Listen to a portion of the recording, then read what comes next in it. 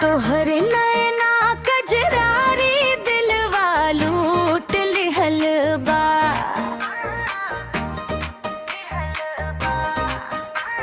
साजे सोल सिंगार बिजली टूट लिहल बा। चुनरी लहरावे जब हवा भी थम जाला।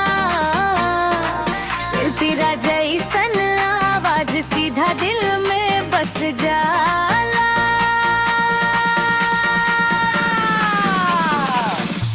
सजनिया बोले मीठ दहिया हिलेला। शिल्पी राज के गाना जैसे दिलवा में चल जाला। सजनिया बोले मीठ दहिया हिलेला। देसी तड़का वाला सुर दिलवा पिघला जाला।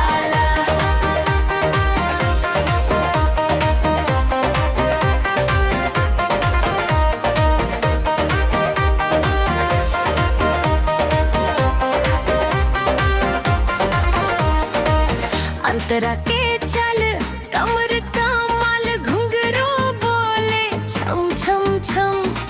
बिहारी लहजा मीठिया दाज लागे पूरा मस्त सिस्टम। रात दिन बजेला घूमे तोहरे ही गाना। गली मोहल्ला बोले अब ये तो शिल्पी वाली है दीवाना सा।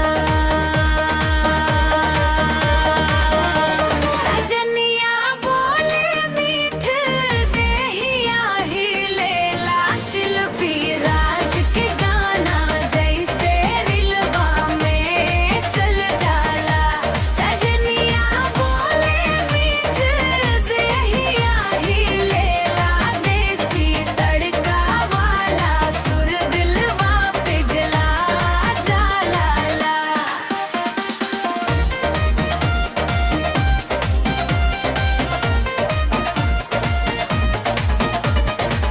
नथनिया चमके बिंदिया दमके सुर में देसी मिठास।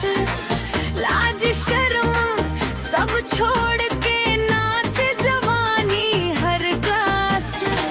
डीजे बजावे जोर जोर लड़की बोले एक बार और। शिल्पी जैसन खिला जाला जब बजे ये प्यार वाला शोर।